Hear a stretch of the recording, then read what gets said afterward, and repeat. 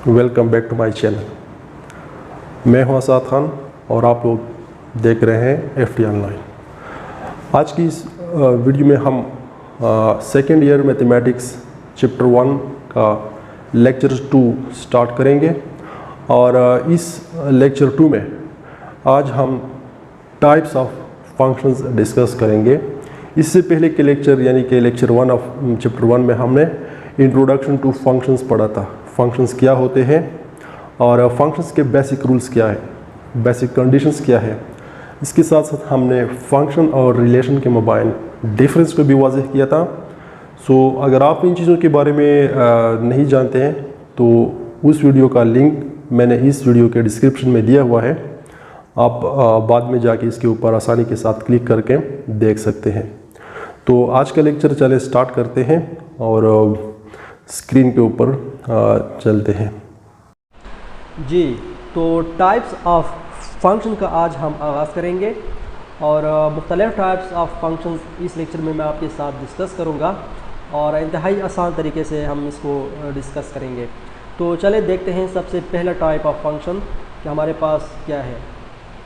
जैसे आप स्क्रीन के ऊपर देख सकते हैं सरजेक्टिव और अनटू फंक्शन, यानी हमारा फर्स्ट टाइप जो है, यानी सबसे पहले हम सरजेक्टिव या आप इसको अनटू फंक्शन भी कह सकते हैं। हम इसको सीखेंगे कि सरजेक्टिव फंक्शन या अनटू फंक्शन क्या है। अगर यहाँ आप डेफिनेशन देखें तो a function if from x to y, ठीक है, यहाँ पर मैं x टू y की बात कर रहा हूँ। जब आप x टू y फंक्शन देखेंगे, a function if from x to y is said to be surjective function if there is no unpaired element in y, यानी x टू y में कर रहा हूँ तो y में कोई भी अनपेयर्ड एलिमेंट नहीं होना चाहिए। ये सरजेक्टिव फंक्शन की मेन प्रॉपर्टी है, ठीक है। अगर मैं y टू x करूँगा तो x में कोई अनपेयर्ड नहीं होना चाहिए, ठीक है। अच्छा, तो इसकी एग्जांपल हमारे पास क्या हो सकते हैं। यहाँ पर आप सबसे पहले इस पेयर ऑफ ब्रैकेट्स में देख सकते हैं कि there may be double paired elements in y, यानी कि y में डबल पेयर्ड हो सकता है, इस पर कोई रिस्ट्रिक्शन नहीं है, लेकिन अनपेयर्ड नहीं हो सकता इन केस ऑफ सरजेक्टिव और अनटू फंक्शन। एग्जांपल लेके समझा देते हैं। चले, let's suppose we have set x which contains 1 2 3 4, okay, and set y which contains a b c and d, okay। इसमें मैं एक रिलेशन क्रिएट करना चाहता हूँ फंक्शन का from f to x to y, ठीक है। अब ये रिलेशन कैसा होगा, यहाँ आप देख सकते हैं मैं साइन करता हूँ 1 to a b, 2 to a, 3 to c, इसके बाद 4 टू d, ओके। यहाँ पर आप y में देख सकते हैं कि कोई भी अनपेयर्ड एलिमेंट नहीं है। जब y में कोई भी अनपेयर्ड एलिमेंट नहीं होगा तो हम उसको अनटू फंक्शन भी कह सकते हैं और सरजेक्टिव फंक्शन भी कह सकते हैं, ठीक है। इसके अलावा डबल पेयर्ड, जैसे मैंने यहाँ पर लिखा है कि there may be double paired element in y में डबल पेयर्ड हो सकता है। तो इसकी एग्जांपल मैं आपको बताता चलूँ। Let we have set x which contains 2 4 6, okay. ये हमारा जो है ना, ये हो गया x फंक्शन, x का सेट, और y का सेट हम ले लेते हैं let suppose a and b, और इसको इस तरह एक तरफ इनक्लोज करते हैं, ठीक है। अब यहाँ से मैं एक फंक्शन डिफाइन करना चाहता हूँ फ्रॉम x टू y, ठीक है। तो इस तरह लिखेंगे। अब कौन सा फंक्शन, सरजेक्टिव। सरजेक्टिव की बेसिक डेफिनेशन क्या है, there is no unpaired element in y में कोई भी अनपेयर्ड नहीं होना चाहिए, ठीक है। ये इस तरह हो जाएगा। फिर 1 4 b के साथ, और 6 को मेरी मर्ज़ी है, मैं b के साथ भी पेयर कर सकता हूँ और a के साथ भी पेयर कर सकता हूँ। लेट मैं b के साथ इसको पेयर कर रहा हूँ, ठीक है। यहाँ पर आप देख सकते हैं कि y में b जो है ये डबल पेयर्ड हो गया है। तो सरजेक्टिव फंक्शन या अनटू फंक्शन में इस पर किसी किस्म की मतलब ये कि रिस्ट्रिक्शन नहीं है। बस आपको सिर्फ ये देखना है कि आपने जहाँ पे फंक्शन डिफाइन करना है, जैसे यहाँ पर मैं x टू y कर रहा हूँ, y में डिफाइन कर रहा हूँ ना, तो y में कोई अनपेयर्ड नहीं होना चाहिए, ठीक है। बाकी डबल पेयर्ड हो सकता है, जैसे यहाँ पर आप देख सकते हैं यहाँ पर सारे सिंगल पेयर्ड है। तो ये दोनों एग्जांपल जो है ये सरजेक्टिव फंक्शन के हैं, ठीक है। अब चलते हैं नेक्स्ट टाइप की जानिब। दूसरा है इंजेक्टिव फंक्शन, ठीक है। इंजेक्टिव फंक्शन को आप 1 1 फंक्शन भी कह सकते हैं। और बाय डेफिनेशन अगर आप देखें, so a function F from x to Y is said to be injective function if there is no double paired element in Y, ठीक है। और ब्रैकेट में यहाँ पर मैंने लिखा है कि there may be unpaired element in y. So injective और सर्जेक्टिव में फ़र्क बेसिक ये है कि सर्जेक्टिव या अंट में आपके पास जहाँ आप फंक्शन डिफाइन कर रहे हैं यानी वाई में, तो वाई में आपके पास ना कोई अनपेयर्ड हो सकता था और ना कोई मतलब ये डबल पेयर्ड हो सकता था। जबकि यहाँ in case of one one function यहाँ पर आपके पास डबल पेयर्ड नहीं हो सकता, अनपेयर्ड हो सकता है, जबकि सर्जेक्टिव में आपके पास अनपेयर्ड नहीं हो सकता था, डबल पेयर्ड हो सकता है, ठीक है। सो ये फ़र्क है बेसिकली। चले एग्जांपल्स में दोनों की एग्जांपल ले लेते हैं। For example there is no double paired, okay. So let we have set x which contains 1 2 3 and 4, okay, and set y which contains 2 4 6 and 9। या बस यहाँ तक काफ़ी, ठीक है। अब यहाँ से मैं x से y की तरफ में एक फंक्शन डिफाइन करना चाहता हूँ, ठीक है, फ्रॉम x टू y। कौन सा फंक्शन? वन वन या injective function. So one one function या इंजेक्टिव फंक्शन की डिफिनेशन क्या है? There is no double paired element in y. Y में कोई भी डबल पेयर्ड नहीं होना चाहिए, बाकी अगर कोई अनपेयर्ड रहता है तो इसमें कोई अर्ज नहीं है, ठीक है। सो ये इस तरह मैं करूँगा, let this is equal to 1 is assign to 2, 2 is assign to 4, 3 is assign to 6, और यहाँ पर मैं एक और एलिमेंट लगा देता हूँ 8 एंड बस यहाँ, ठीक है, 4 असाइन हो गया 8 के साथ। सो यहाँ पर आप देख सकते हैं कोई भी एलिमेंट डबल पेयर्ड नहीं है, इसीलिए हम इसको इंजेक्टिव फंक्शन कह सकते हैं, ठीक है। अच्छा, यहाँ पर ब्रैकेट में जैसे मैंने लिखा है कि यार में भी unpaired element in y, y में कोई अनपेयर्ड भी हो सकता है। तो चलिए इसका भी एग्जांपल ले लेते हैं। Let we have a b c and okay, यहाँ तक काफ़ी है। ये हमारा फंक्शन हो गया, सेट हो गया एक्स का, और कोई दूसरा सेट हम y का ले लेते हैं, 1 2 3 एंड 4 इसमें लगाएंगे, और इस तरह यह हमारा y का सेट हो गया, ठीक है। अब यहाँ से मैं एक फंक्शन डिफाइन करना चाहता हूँ फ्रॉम x टू y, तो एरो इस साइड हो जाएगा। और कौन सा फंक्शन? मैं वन वन फंक्शन डिफाइन करना चाहता हूँ, तो वन वन फंक्शन में हमारे पास y के अंदर कोई भी डबल पेयर्ड नहीं होना चाहिए, ठीक है। सो मैं 1 a को असाइन करता हूँ 1 के, 2 असाइन करता हूँ, b असाइन करता हूँ 2 को, और जो c है इसको मैं असाइन करता हूँ 3 के साथ। तो यहाँ पर भी आप देख सकते हैं कोई डबल पेयर्ड एलिमेंट y में मौजूद नहीं है, जबकि 4 अनपेयर्ड एलिमेंट मौजूद है, ठीक है। सो वन वन फंक्शन में आपके पास y में डबल पेयर्ड नहीं होना चाहिए, बाकी अनपेयर्ड हो सकता है, जैसे यहाँ पर आप देख सकते हैं, ठीक है। तो ये दोनों एग्जांपल्स हमारे पास इंजेक्टिव फंक्शंस के हो गए। इंजेक्टिव एंड सर्जेक्टिव दोनों में बेसिक फ़र्क क्या है? सर्जेक्टिव फंक्शन जो था, जिसको हम अनटू फंक्शन भी कह सकते हैं, उसमें हमारे पास जो है ना डबल पेयर्ड हो सकता था, लेकिन अनपेयर्ड नहीं हो सकता है, ठीक है। और यहाँ पर जो है ना अनपेयर्ड हो सकता है लेकिन डबल पेयर्ड नहीं हो सकता। इंजेक्टिव एंड सर्जेक्टिव में यही फ़र्क है, ठीक है, या अनटू और वन वन में। अब चलिए देखते हैं third type of function which is known as bijective function, okay. So bijective function क्या होता है? A function is said to be bijective function which is both unto and one one। इसका मतलब ये हुआ कि अगर किसी फंक्शन में unto और one one दोनों फंक्शंस की खूबियाँ पाई जाती है तो उसको हम बाइजेक्टिव फंक्शन कहते हैं। यहाँ ब्रैकेट पर आप देख सकते हैं there is no unpaired and double paired elements in y, ठीक है।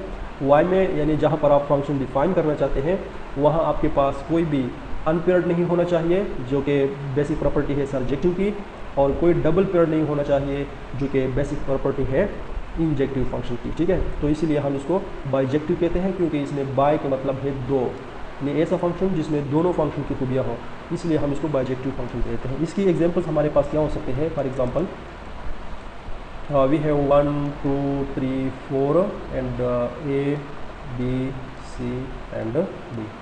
आप ये भी आपके पास एक सेट है, और ये वाला भी आपके पास एक सेट है।